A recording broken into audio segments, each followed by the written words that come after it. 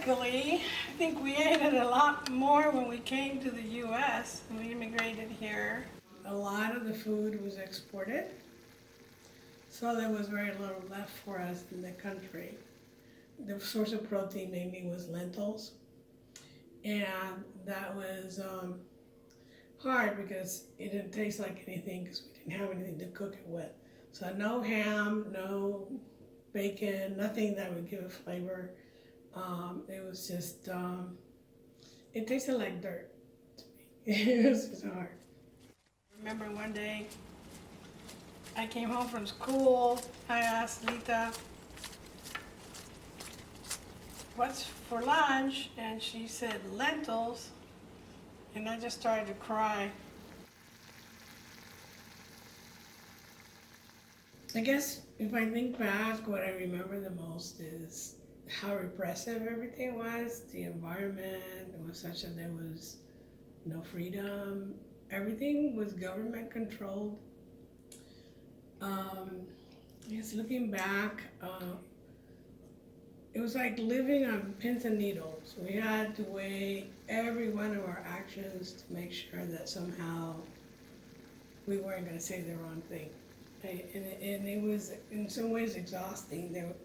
There was a government official in every block, and they were pretty much there for the purpose of watching everyone's activity. It was like literally Big Brother watching over us. And you just have to be very careful. I quickly learned to just protect myself and my parents, and doing or saying anything that was against the government, that was not a good idea. So it was a big burden of responsibility for a young kid growing up in school.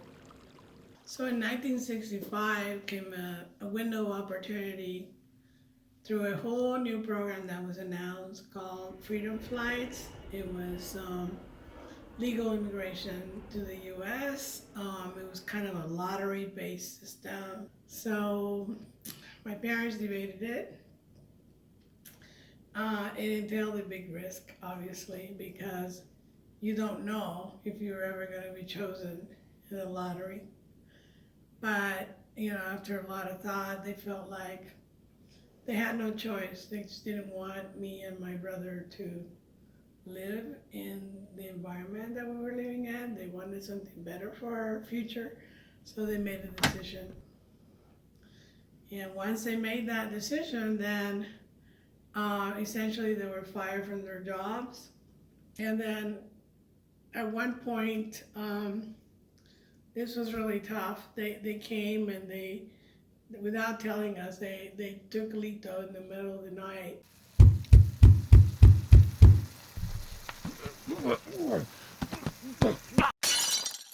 And we didn't know where they took him. And then we later found out that they had rounded up what they called all the vagrants who didn't have a job.